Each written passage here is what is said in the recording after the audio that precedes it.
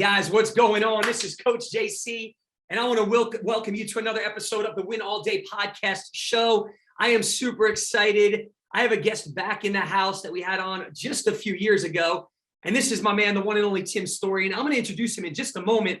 But if you are a frequent listener or you're a viewer of the Win All Day podcast show, you know how we start every show off. If you are not, we believe that there's power in your words, that you cannot live a winning life if you're speaking words of defeat. So we kick every episode off with our Win All Day winning confession, and all you need to do is repeat after me. Today is my day. Nothing will get in my way of me being the best version of me. I am here on purpose. I have a purpose. I am strong. I am passionate. I am fearless. I choose faith. I am a winner. I will win and win all day. Yes, you were born to win. And after this episode, I'm telling you, you're going to have the tools you need to win more in life. Please welcome back to the podcast, the Win All Day podcast, my amazing friend, the one and only Tim Storey. How are you, sir? I'm good. And I'm going to tell you, I got inspired just now. Come on. That was said with conviction. It's not like you just have those words, but you're convinced that those words really work. Come on.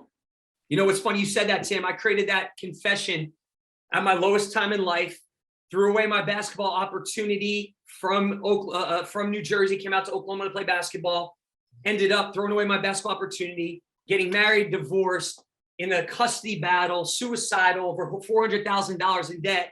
And I started to create a new story based around biblical principles, understanding that a lot of people just read the Bible when I was in Bible school, but they don't implement it. And if these are really promises from God, then just maybe I could take them and implement them into my own life. And I started to say those words I just said on the screen, and I didn't believe one word at that moment. But I started to call those things that are not as if they are. I started to condition my mind to see beyond the current situation. I changed my life. And I've used that winning confession since the last, it was 2005. And I say it every day along with other winning confessions, and have helped other people understand the power in their words, how you could change your entire story when you change your messaging. That's a powerful thing. I was just thinking, I can't believe it's been a couple years since I've been on your show. It has. So let me tell you my observations. Thank God you're still good looking. You're still hitting the weights, dude. I think you even look bigger. You look more swolled up. Come on. I appreciate it, man. I am grateful to have you. And I'm just honored. You're one of our definitely, I don't know, we have some big time guests on here, and I don't want to offend anybody else, but I'd have to say you're definitely the best looking guest we've ever had, Tim. So on that note, I want to give you just a very, formal or informal introduction, and I'm going to hand it over to you. So guys, if you don't know Tim Storey and you are in my life, then something's wrong, because I featured him on my podcast. I share his stories. I've talked a lot about him often in our Winner Circle Mastermind. This is a guy I look up to, a guy that I really, and I'll say this, Tim, the first time you were on our show 2 years ago, after we hit stop on the record, you gave me a word, and I've written that word down, and I've meditated on that word, and that word meant a lot to me. And so when this guy speaks, people listen, and not just me, but other people that I'm associated with say, man, when Tim speaks, just listen, it can change your life. So I'm just going to give Tim a quick introduction. This is Tim Storey. If you don't know him, he's an acclaimed author, speaker, and life coach, known for inspiring and motivating people from all walks of life, from entertainment, executives, celebrities, and athletes to adults and children of all ages, even adults and children in some of the most deprived neighborhoods in the world. Tim has traveled to 75 countries and spoken to millions of people. He often meets privately to counsel high-profile leaders in various industries. Along with his rigorous speaking calendar and private life coaching sessions, Tim is also appears regularly on nationally syndicated radio and television shows. And besides all of that, none of that stuff even matters to me. What matters most to me is Tim has a heart for people, and he's one of the most beautiful, compassionate, loving people you'll ever meet in your entire life. So once again, let's welcome the one and only Tim Storey to the Win All Day podcast show. Tim, thank you for being here. Thank you for that. And I think that is the most wonderful thing in life, right? Just to be a good person and care about people. And so thank you for that introduction. You're welcome. It goes a long way. And so let's do this really quick. Let's just play catch up, Tim. If there's people listening right now that may not know you, I gave a very formal introduction where you are at now, but let's just play catch up. You know, how'd you get to where you are today? Obviously, you weren't always Tim Storey in the status you are now. You obviously went through some things. You had to overcome some things to get to where you are today. And so just give us a little background on Tim Storey and your own informal or formal introduction about you and how we got to where we are today. Yeah, I think because you have a faith background, and a lot of people in your universe understand faith. You know, when we were kids, I was born in Compton, which was a difficult environment, and some people took us to church. So I went to church at 4, and then I really gave my life to God at the age of 5, and was really into God my entire youth. I was not like a lot of people that find a way to go off. I was like on fire from God from childhood all the way through, and found my way into a Christian university, started studying a lot about the things of God, the ways of God. And, you know, God began to use me at a very early age. At the age of 20, I started traveling the world with this guy named Morris Cirillo at age 20. And he took me to 33 countries of the world. I was speaking to, 25,000 at age 24. First time speaking in Tulsa, I was 26, and I spoke at Rhema College. And then at 27, I spoke at Oral Roberts University. And, my life took off. So that's what happened to me. I mean, I was into the things of God, into the ways of God, and then got into the ministry. I love it. I love it. And so, Tim, let's talk about this for a second. You know, I think obviously, right now you have been blessed to sit down and counsel and coach some very high performers. And so when did that vision happen? Is that something that you created that said, hey, I want to help these kind of individuals? Or did it just organically? Obviously, we know your steps are ordered and God has your steps ordered and you're directed. But how did that all come about, man? How did that start? Yeah, I think that my gift was very innate, that I've always been a very good listener. And even in my early 20s, when I'd be around Oral Roberts or around Morris Cirillo or around, Lester Summerall, a lot of the older guys would say, Tim, we love being around you because you actually listen. Wow. So I was in tall cotton, as they say, as a young guy. So I was a good listener. But I went through some marital problems about 8 years into my marriage. So I was married a total of 11 years, but I married into a very powerful family. The woman I was married to, her dad is a big deal in the church world. And so it was difficult in our marriage. We went to counseling a long time. We got divorced. And that was the first time I'd ever been hit by something like that, because I was the kid that never drank. I never drank alcohol till I was 35. I was a virgin till I was married at 25. So I lived like this life that was known as like this good life. And then, your marriage does not work. And that was a time where I felt like some of my critics could finally have something on me. And they did have something on me. And instead of fighting them, I went to a therapist named Dr. Helen Mendez, who taught at USC. And this lady transformed my life. She was a spirit-filled Christian, and she told me just to stay quiet. She said, don't say a word. Don't defend yourself, because you definitely have some areas in your life where there's a lot of fault and a lot of challenges. She says, but look at your background. Wow. It's just good you're alive and breathing and have done this much. So I spent about 5 years allowing God to repair my life. And in that process, I really learned how to turn a setback into a comeback. And so it's through my own challenge, marital challenge, and my own relationship challenges that out of that pain became my power. So I wish that I did not get divorced, but I did. I'm such good friends with my ex-wife that she has a key to my house. Oh, really? Yes, we're super close. My children have turned out wonderfully by the grace of God. And so, you know, as TD Jake says, grace fills in the gaps. But my life coaching came out of my pain. And then I just started helping people with Dr. Helen Mendez had taught me. And then we created a 1,600 page curriculum. And, you know, now I've been able to help some of the biggest, brightest stars in the world. So Wow. thank God for that. I love it. I love it. So who's the first like high caliber person you've worked with ever? Like the first one? Well, I started working with the old guys. You know, I started getting around the Charlton Hestons, the Jack Lemmons, the Walter Matthau's, the Elliot Goulds, the James Caan of The Godfather, the Vidal Sassoons, the Lee Iacocca's. Then it moved to the Robert Downeys, the Kanye West, the P. Diddy's. And I have 350 entertainers I work with today. I just talked to one of the biggest stars of the world just an hour ago. Wow. Did you say Mario Murillo? No, Mario Murillo is my friend, and he spoke at Word Explosion several times. This was Morris Cirillo, Morris who was a Cirillo. big, famous healing evangelist that still has an amazing, he died, but his ministry, Morris Cirillo Worldwide Ministries, is still flourishing under the direction of his understudy.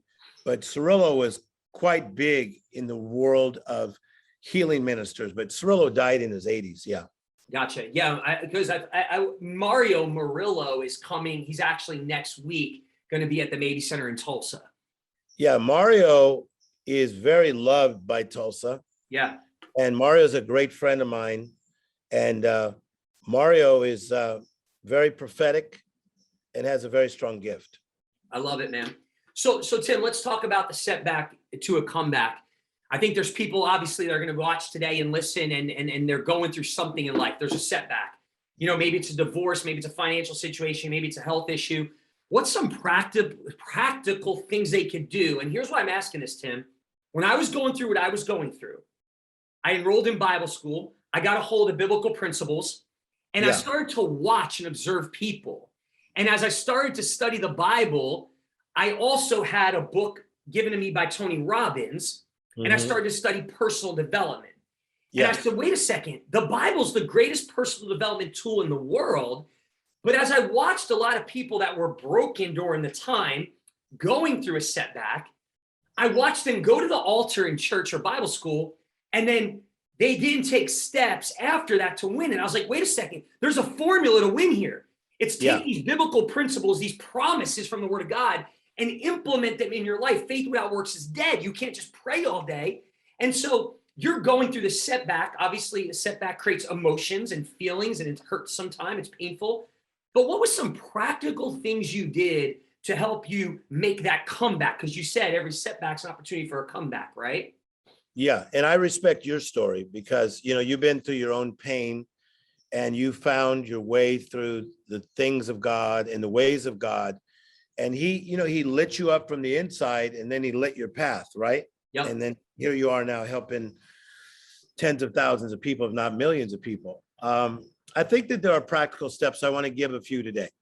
So number one, when you are in a setback, you have to become awake. The word awake means to be conscious. And you say, Tim, that seems easy, but no, a lot of people are not awake. They are sleepwalking through a bad marriage. They're sleepwalking through college. They're sleepwalking through their being single. They're sleepwalking in their job. So number one, you have to become awake. Secondly, you have to take inventory. So I used to work at this clothing store when I was 17. And about once every 3 months, we'd have to take inventory of the entire store. So we'd have to see like how many Levi's jeans, are they 34, 32? Are they 32, 34? We have to write them down. So number one, you become awake. Secondly, you got to take inventory. How am I doing mentally? How am I doing in my spirit? How am I doing in my job? How am I doing financially? So number one, become awake. Number two, take inventory. Number three, this is very powerful. You got to partner with the right people. And so JC, I think that's where a lot of people have missed it in the past. So they can become awake, they can take inventory, but they don't know who to partner with. Yeah. So you got to partner with power. And from partnering with power, what happens is that God can use that person or persons that you're partnering with to help get you up and out. I love it, man. Those are three huge takeaways that could change somebody's life. And so, Tim, think about this for a second. Like, so when you say partner, we're not necessarily saying I need to go into business with this person, but we're saying I need to get in an environment. I need to be around people that are at maybe a level that I want to get to, correct? Yeah, 100%. So let's say that when I was in a setback as a very well-known minister, at the time I was co-hosting the 700 Club a lot. I was on Oral Roberts' board of trustees for his charismatic conference. I was getting over 1,500 invitations a year to speak. I was bringing in millions of dollars a year since my 20s. It's a lot of pressure for a kid from Compton, pretty overwhelming. So I partnered with this Dr. Helen Mendez from USC, a Black lady, older than me. And God used her to help change my life, man.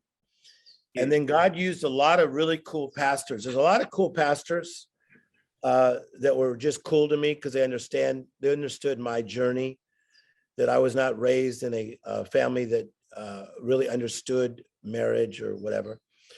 So you got to partner with power with people that are stronger than you. In fact, Ecclesiastes 4:9 says, pity the person who when they fall, they have no one to help them up. Huge. And so you got to find an Ecclesiastes 4:9 person that picks you up, keeps you warm when you're cold, and covers you when you can't cover yourself. That's huge.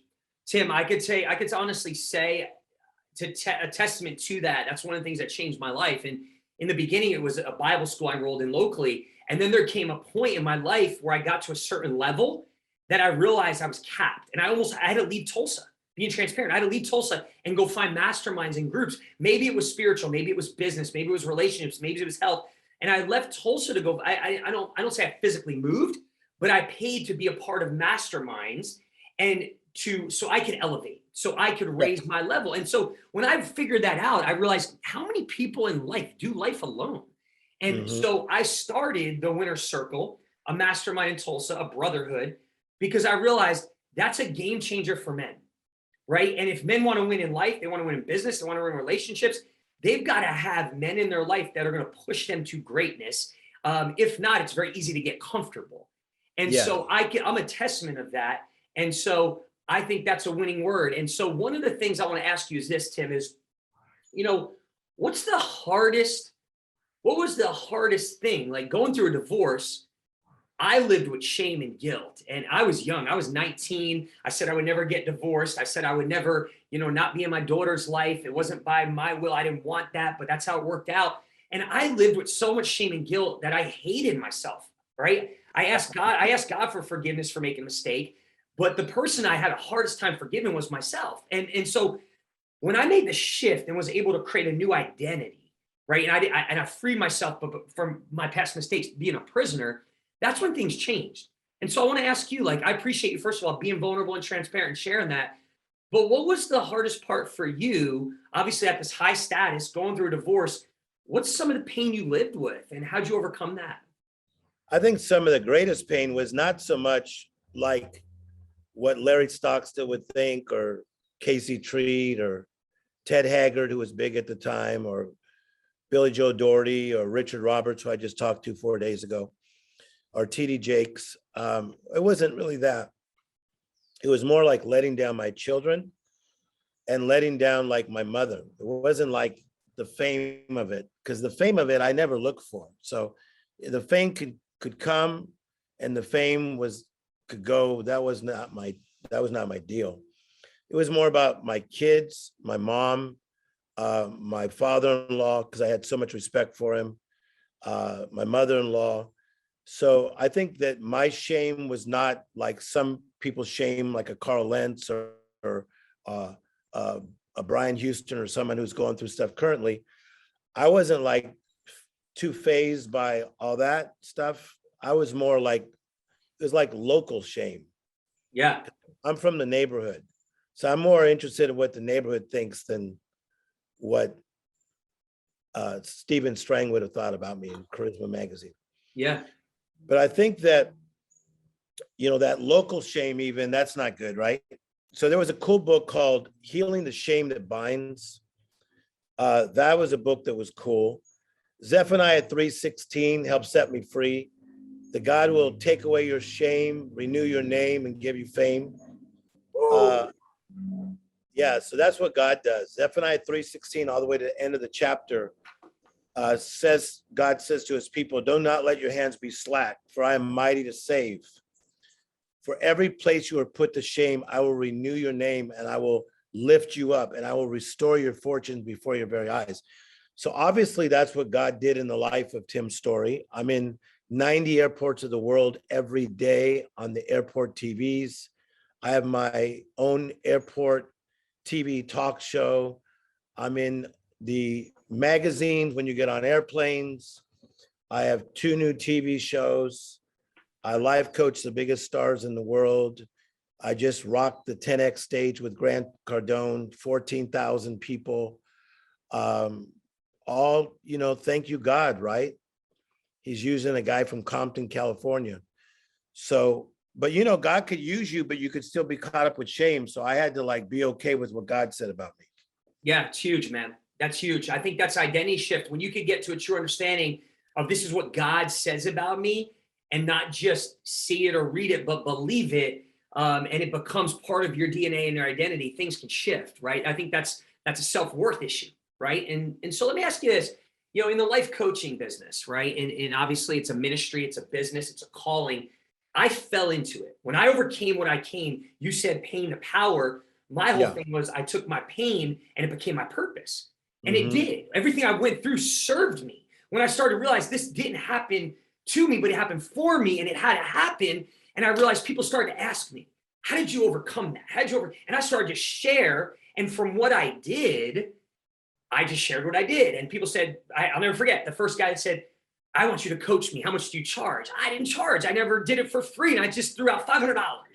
And all of a sudden it became a life coaching business. And obviously I don't coach on the level you do, but I'm blessed to work with high performers and, guys from all the NBA teams and NFL teams. And I'm always intrigued by this, how much of what you do in the life coaching, when you're helping somebody, serving somebody, how much is curriculum, process, strategy, and how much is led by the Holy Spirit and what you feel at the moment?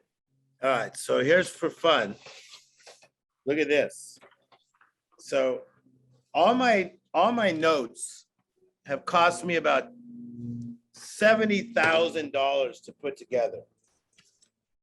So I have, like I said, about 1,800 pages of notes that are all like this. Look at this lesson 8 on forgiveness. This stuff is dope. So dope. So Dr. Helen Mendez and I paid this lady a ton of money. We became such good friends. We created a curriculum together. And then I brought in another lady named Dr. Colleen Hawthorne, another Christian therapist. And then I brought in another doctor, Christian therapist. And I created, like I said, about 1,800 pages of curriculum. So I go down the curriculum, but I also flow in the gifts of the Spirit anyway. Yep.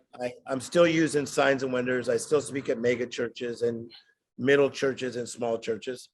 So I go off a curriculum, but I flow in the Spirit. So I think a lot of times I'm flowing with some of the biggest celebrities in the world, in the spirit world, and they don't even know what I'm doing. They're like, there's no way you could have known that. Yeah. I'm flowing in the word of knowledge or the word of wisdom. Yeah. But I think what's powerful too is you have your playbook, right? That's what that binder is. And so I talk about this a lot. That's a playbook. No, but I say this, I'm showing that on purpose because a lot of people are giving life coaching a bad name. Yeah. So, they take a John Maxwell course and they may not even finish. Yep. And then they're just trying to get big on social media. And then they become this life coach and people are giving it a bad name. I love Maxwell. He's my buddy. But maybe Jay Shetty's class or maybe my class, because I have a life coaching class. But they're like funky coaches, but there's funky preachers too. But I think that one reason I'm into like getting deep on the curriculum is I want to be like because you're a basketball player, I want to be like a really structured coach like I was in basketball. Catch the ball, face the basket. Yeah. Like tonight, I don't want to date this podcast, so I won't say the teams. But tonight I'm going to a dope basketball playoff game. Love it. Because I'm dope. So anyway, but I'm going to that game. But those athletes didn't get there by being funky. No. They got there by being disciplined. Yes. Discipline, fundamentals, consistency, repetition.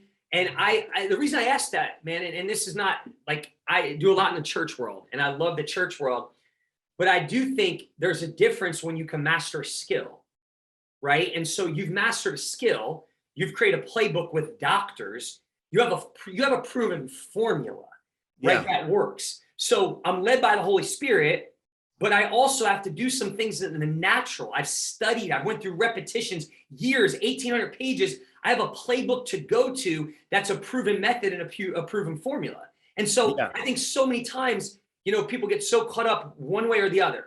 I'm going to be so much in the natural and I'm going to try to figure out everything on my own and you lose. Or I'm going to try to do everything in the spiritual and you get so high up here that you lose. And so I agree. Yeah. But in fairness to the history of this, I got to go back to people like Robert Schuller. Yeah. Who wrote books like Tough Times Never Last, Tough People Do. He's the one that broke out in this before Joel Osteen, before John Maxwell, before T.D. Jakes, before Tim Storey. Now, the best in my category is Maxwell. What John Maxwell has done is genius. The best at touching entertainers and touching the world system is Tim Storey.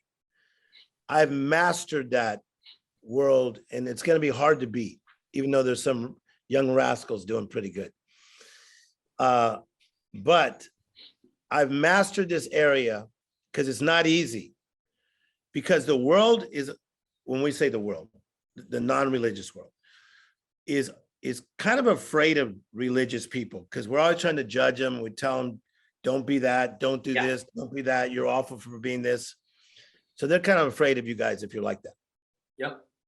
But I have found a way to get in there and be devoutly Christian and very Jesus style, and it worked. It's huge. But I give kudos to the guys before me, like Robert Schuller, like Norman Vincent Peale, even like Oral Roberts and Maxwell. You rule and reign in that space, but I'm pretty doggone good in my space. I love it, man. I love it. Maxwell was just out at Tulsa. I got to spend some time with him. His model and what he created is such mastery. And he was asked the question, and we talked about that is, you know, what's the balance between Bible and you getting in the door? And he said something. He said, I would never have stood in front of kings and queens and presidents and be in the organizations I am if I went around just being holier than thou, religious quoting verses. He said, that's not how I felt to do it, right? And so talk to me about that. Like, what's your balance, man? Like when these people that might be in the secular world, but they know you have something they need come to you, do they know this is a Christian faith-based dude? Or is it kind of like sneaky, I get in and then Holy Spirit takes over? Yeah, so I was just with Maxwell's pastor, Todd Mullins. And Todd, if you watch this, you're a dope dude. So Mullins has like 40,000 people, took over from his dad. He's doing a great job, but that's where Maxwell goes to church. That's where Joyce Myers goes to church. So I was just in his office the other day. And, you know, Maxwell, if people don't know, is that guy is secretly going in to that church and teaching on evangelism. He had just got done teaching an evangelism seminar for free. So I want to lay that stuff out there because a lot of people don't know what people are up to. People don't know that I go in these little churches and go for free. Yeah. People don't know I still go on missions crusades for free. This morning, I just gave a bunch of curriculum to this guy just because he knew Bob Harrison. This guy goes, I know Bob Harrison. I gave him a bunch of curriculum Yeah. Why? Because that's like the Jesus style. So I think that I'm lit up because of Christ. Christ is in me, even in my difficulty. Christ was in me and working through me. And that I think that a man's gift makes room for him and brings him before great men. I love it. So I'm not ashamed of the gospel like Maxwell. You got to pick your moments of when you talk about it. But when Oprah opened her whole world to me for all these years and put me on her show over and over and took me on a tour and took me on the Oprah cruises and lets me speak to her staff, and we're working on other projects now, and Steve Harvey put me on every Monday. Come on, people, that's not normal stuff. Come on. But I didn't come out just like bam, bam, bam, Bible. I came out just being a disciple of Christ. I'm a disciple of Christ. I love it, man. Your steps are ordered. And I think you said so many powerful things I don't want our audience to miss. One of the things is people do business with people they like, right? Let's just be real in the natural, right? That's And true. so you're a likable person. And so I think so many times in business and in entrepreneurs and relationships, we want to get to the marriage level, right? We want to get people to trust us and do life with us, but there's not even a relationship. There's not even in marketing. You got to build a bridge. Yeah, you build a bridge. In marketing, we call it the know, like, and trust factor, right? And it's so, I think with social media, people try to get to that. I got to get to know this influencer. And I'm like, you're missing it. And so one of the ways I live my life, and my wife sometimes has to check me, Tim, because she'll look at the bank account and she'll be like, you gave away so many supplements. You gave away so much gear. I don't ever want to get caught in a poverty, scarcity mindset or a taker mindset. I always want to play the game that Jesus, I want to outgive you. I want to outserve you. If this is a relationship, I want you to say, what can I do for JC? He's done so much for me. And I believe when you live your life like that, when you're going in mission trips, when you're doing these things that are free, you're sowing seeds. The Bible says what you sow is what you'll reap. And people will notice when you're faithful with the little, God makes you rule over much. Yeah, And I like that. So talk about that for a second, because I think so many people live with, I got to take. It's almost this scarcity. I got to get in with them right away, but they're not willing to do the work, to build relationship, to give. If you sow enough seeds, obviously you sowed a lot of seeds over the years behind the scenes that people have not seen in building relationships that now put you on Oprah, Harvey, and all these other high places. Well, you're saying that right at 100%. You know what you make happen for someone else, it's been said, God will make happen for you. And I believe that's true. Whether Oral Roberts said that, whether Mike Murdoch said it, I've heard Jensen Franklin say it. I've heard Miles Monroe say it. What you make happen for someone else, God will make happen for you. That's a secret of my strength. I'm a servant. I met with a 20-year-old kid last night that's like a fan of mine, 20 years of age. And when we were done, he said to me, you're kind of blowing me away. He said, because I was a little intimidated by you and you're just asking me about me the whole time. And what are you doing? Or how can I serve you? But I really mean it. Like, dude, you're 20. How can I serve you? Because he's got a good spirit. Huge, man. So I'm constantly serving people. If there's a maid at the hotel I'm staying at, I'm there a couple of days, I'm like tipping her high the whole time. I'm like talking to her. Yep. I'm leaving her my book. I'm asking her how her family's doing. No wonder God just keeps picking me up and letting me do dope crap. Tim, and this is not to brag if you're listening today, guys, like this is not even a strategy. I think for me, it's just who I am at my core. And for Tim, it's who he is at his core. And so many times we get so distracted with our problems where we have to go our agendas that we miss the meaning in the moment. And so it's funny you said that. I was just somewhere not too long ago on vacation with my wife, and we had an agenda. We were supposed to get somewhere, and I have to be obedient. And there was this lady at the hotel. I stopped. It got in this deeper conversation, and all of a sudden it was divine appointment. It got emotional, and all of a sudden it ended up 30, 45 minutes later. And yeah. my wife almost laughs about it now. She's like, there's really no date night if we're in town because everybody knows Coach JC. And if we go, it becomes a coaching session. There's going to be a revival. Somebody's going to get saved. Somebody's going to get sanctified. Somebody's going to get delivered. You're going to coach people. And so it's almost like we found our little spots where we have to go hide if we really want to be alone. And Oh yeah. she asked me, can you turn that off? And I said, I really can't. I can't turn it off. If I try to turn it off, I'll get back in the car and I'll feel like I robbed that person. Yeah, well, Yeah. most people go in and they're thinking, well, it's a server. They're just serving you at a restaurant. Just tell them what you want to drink. Why are you asking how their life is? Why are you asking what they need to do to win? Why are you asking what's causing those pressure in their life?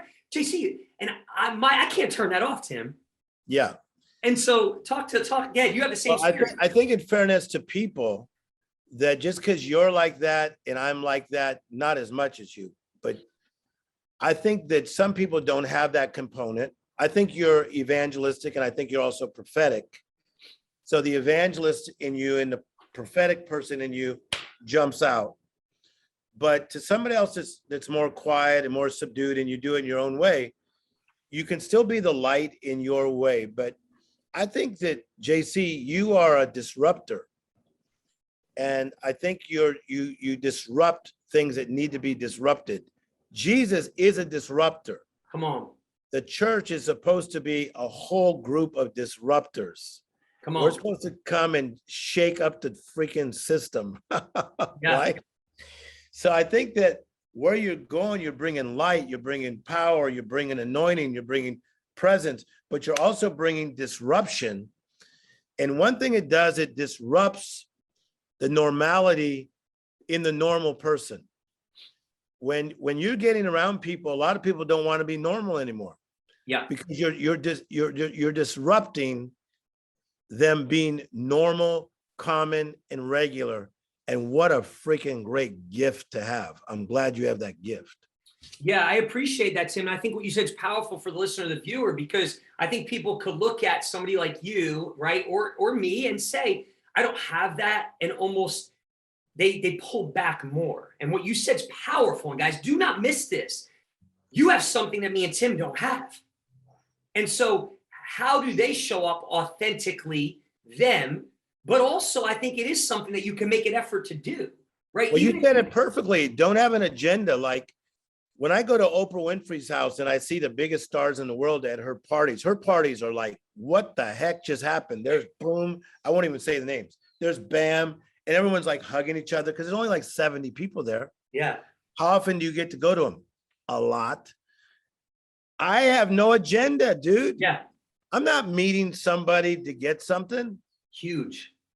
I was at a crazy get together 8 days ago. It was like, who are these humans? There were some very well-known humans there.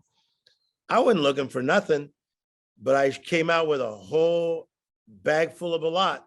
Come on, man. Projects of wanting me to do this, wanting me to do that, wanting me to, yeah, but I had no freaking agenda.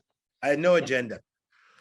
And I think that when you don't have that kind of agenda, that God just goes, that was really cool, JC. So let me take you into this world, into that world, into this world.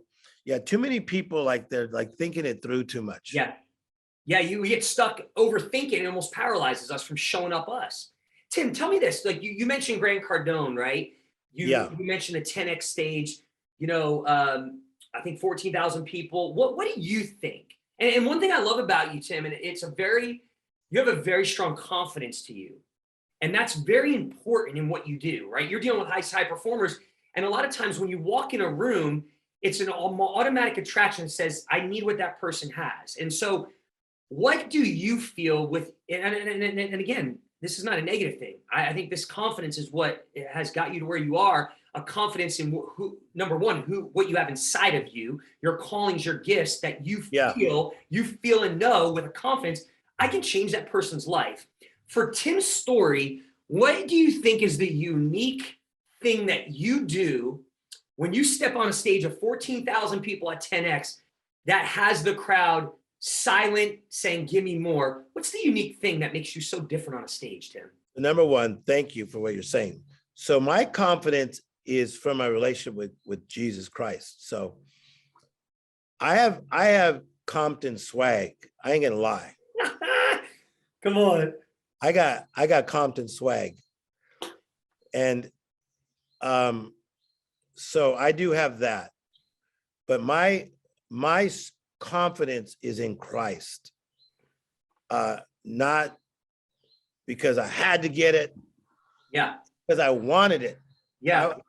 I mean, when I get into like the Apostle Paul saying, you know, I am crucified with Christ, but nevertheless I live. Yo, that's my life. I gave myself to Christ, and I'm a Jesus guy. I flow in Jesus. I pray for rappers and knock them out in the spirit. I prophesy over powerful humans. I'm not ashamed. So no, my confidence is a Jesus flow. So when I get up in 10X, you know, 10X I taught on the miracle mentality. I threw down church. Yep. And the people went for it. So I've done all but one of Grant's conferences. And that says a lot because there's a lot of good speakers out there. That's huge. But no, my confidence is in Christ. And the thing is, if Jesus Christ does not come back like sooner than later, Tim Storey is going to pass. And hopefully like all my cool sayings will still be out there. You guys will be saying them like, he was the illest. But dude, I'm just another person amongst like 8 billion. I'm not tripping on how cool I am. Yeah. And I think too, though, like, you know, to become, again, we talked about being a master at life coaching. Part of it is spirit led. Part of it is the hours you put in preparing, right? I work so hard. I work so freaking hard. You work so hard preparing for a speech. For every 30-minute speech, I put in about 15 hours. I'm a monster. I'm a freaking machine. That's why I'm hard to beat on stage. And I don't want the listener or the viewer to miss that. Like, that's important. Oh my God. That's so important. I'm an animal. He doesn't just step on stage and guess. He's prepared. I'm an animal. I'm fine-tuning moves. I love it. I'm like Jay-Z spitting rhymes. Those didn't just come out, people. For real. I'm throwing firebombs. That's why those other ministers, some of them that I mentioned, they didn't want to get on the stage when I was done. No way. Those guys, they weren't bringing no sauce. I've heard some of them. We actually, you know, TD Jakes, you mentioned him. I was honored to go sit with him at a small lunch. You know, he took us to lunch just through a connection. And I mean, what a powerful individual with such a calling on his life. Huge. It's incredible. The master, the greatest preacher in the last 50 years. It's incredible. And so what was cool to me was what we're talking about. It was a closed mastermind group, and he talked after him. Everybody's just sitting there taking notes. Yeah. And one of the things that he's a businessman. He mastered he mastered a skill. Like, people think so many times you see this guy on stage and he's just whatever God puts on his heart. This is a guy like you. He said, I mastered a skill. He's the best. He's the best at that field. He's not as good as me at what I'm good at, but he's the best at preaching. He's got a new show on Lifetime. TD Jakes, I'm promoting you. Come on. I've known Jake since we were both in our, like, I was 32, he was like 35. He's got a new Lifetime show. He just had Denzel Washington in one of his situations. He'll probably help Will Smith. He probably is already. Yeah. Jake's is just masterful, but he works hard, man. Hard, man. So, like, listen, Malcolm Gladwell, to be great at something, you got to put 10,000 hours. Yeah. These guys that are doing like the dopest and the illest stuff, like Pharrell Williams and my boy Kanye West, these guys are working hard. Why do people think that they're going to do amazing stuff by having mediocre work ethics? Yeah. Yeah, I hear you, man. Let's jump into this, because you mentioned the miracle mentality. How many books have you written to date now, Tim? This is my 9th book, and look I got it right here. Look at me. Come on, look at that. That is beautiful, man. I want to jump into that, and I want you to talk about that book. I got like 7 minutes because they're making me go somewhere. Come on, give us in 7 minutes. Give us the Cliff Note version of this book and why the miracle mentality is so important in life. The miracle mentality was taught to me in the Assemblies of God Church. And I write this in this secular book that's doing amazing. Thank you, HarperCollins, for helping me take this book to huge places. Thank you, Oprah, for what you did in pushing all the things I do. You know what these kind of endorsements can do, right? Of course. I was just on ABC Good Morning America. I just did the Today Show, Entertainment Huge. Tonight, Extra, TMZ. Thank you, guys. The miracle mentality I found in Assemblies of God Church as a kid. There was a missionary from Sri Lanka named Colton, and he came in, and I think his son went to ORU. And he was flowing in the gifts, and I was watching. I was like a kid. And my pastor, Pastor Ron Prinzing, who pastored me since I was 4, he's now, Prinzing is now 91 years of age. He says, I walked out of the pew and I was just staring at this guy, Colton. And I think it's like Whit Mom Rotney. So if your son is watching, I try to pronounce it right. So I started watching this, people, and I got like this thing about miracles. And I said, I want more of this, because a miracle is uncommon, not normal, not regular. And so I wanted a mentality, which is a mindset, frame of mind, way of thinking, perspective. But that's how it started in the church. But I talk in this book how you could put the miracle mentality to your job, to your finances, in your faith life, in your family life. So the miracle mentality is my reality. I saw myself being Tim Storey before I was. Come on. Right? You, JC, you knew when God raised you up, you knew that you're going to be JC. Man. You knew you're going to be all swelled up, all swolled. You knew you were going to be this guy. Right? I'm a big believer in what you're saying, man. I am 100%. You got to see it before you have it. Vision is a powerful thing. I'm not talking what you see in the natural, right? We're talking the miracle mentality. You got to see beyond what you see just in the natural. And Tim, yeah. I think you'd say, obviously, a miracle. I think there's a lot of people that expect a miracle is just something God drops on you. But what you're saying is, if you want your miracle, you want your breakthrough, there's some things you could do, and you can adopt a mindset that could absolutely create a miracle in your life.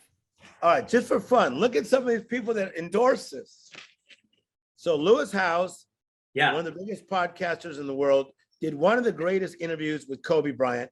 Yep. Grant Cardone, okay, Ed Milet, yep, the amazing actor Dylan McDermott, the #1 lady at Mary Kay, Gloria Mayfield Banks. Come on. Verdine White from Earth, Wind, and Fire. Wow. Ruth Pointer from the Pointer Sisters. Dwayne Dog Chapman, Dog the Bounty Hunter. Christina El Musa from Flip or Flop. Yeah. Tim Brown, Hall of Fame football player from the Oakland Raiders. Raiders, yep. Okay. On Les Brown. Come on. I'm going to stop there. It gets too great. But everybody there talks about, like, Tim Storey walks in the miracle mentality. I do. But thank you also. Shout out to Oral Roberts for caring about me since I was 24. The Roberts family been great to me. I mean, Oral Roberts taught me that miracles are either coming or going at all times. Come on. Billy Joe Doherty totally helped me about the miracle mentality. Sharon Doherty used to sing about miracles. I used to ask her to sing this song all the time. I'd see Sharon sing that song. I expect a miracle today. Nothing is possible for those who believe and pray. Come on. I believe his word is still the same, and I expect a miracle today. Sharon Doherty, I sang that song just for you. Wow. But no, I'm immersed in this culture, dude. Come on. And now I get to touch the world. I love it, Tim. I love it. Hey, tell people this. Where can people get the book? How can people get more of you? How can they find you? How can they connect with you? And here's what I'm going to do before you do that. Right when we get off, I'm going to go buy 7 copies of his book. I just felt led. And if you guys, okay, if you message me on any of our Instagram, Facebook, social media channels, and you give me your biggest takeaway from this podcast episode with Tim Storey, I'm going to send you a copy of that book on me. My biggest takeaway, I'm going to tell you right now, is partner with the right people. That's what you said. And then you went and read all of them endorsements, and those people that you partner with opened doors for you that, I mean, you couldn't have opened on your own. There's no way. I couldn't have this reach. It's huge. Like, no, today I've already been on the phone from people in India, Sweden, Ukraine, like all these, what the heck? I'm from Compton, people. I couldn't even afford Converse tennis shoes. So JC, let me say this as I go out. Yep. You are so good at this. I'm so proud of you. You're great at interviewing people, great at coaching people. You're learning as a businessman. You're getting better. You're good, but you're growing and getting better. Would you agree with that? 100%. But think how much better you're going to be in 12 months. Come on. Okay. I'm proud of you. You love people. You lift people up. You guys keep following him. And the way to find what I'm doing is just timstory.com. timstory.com. But guys, I'm just a human being with a shirt on and some cool glasses. I could have worn my shades, but I would have looked like too dope. Yeah. This would have been too much for you people. A normal dude with cool shades, a big calling, amazing gifts from God that walks out his calling, and also a guy that has a miracle mentality. Guys, go get his book, Tim Storey. We are honored. We are grateful for what you spoke into the lives today of the Win All Day family. We're believing for the best for you. And guys, I want to remind you one last time, we could talk all day with Tim. He's absolutely amazing. Go follow him, get the book. But I want to remind you one last time that you were born a winner. So go win and win all day. This is Coach JC, and we'll get at you next time, guys.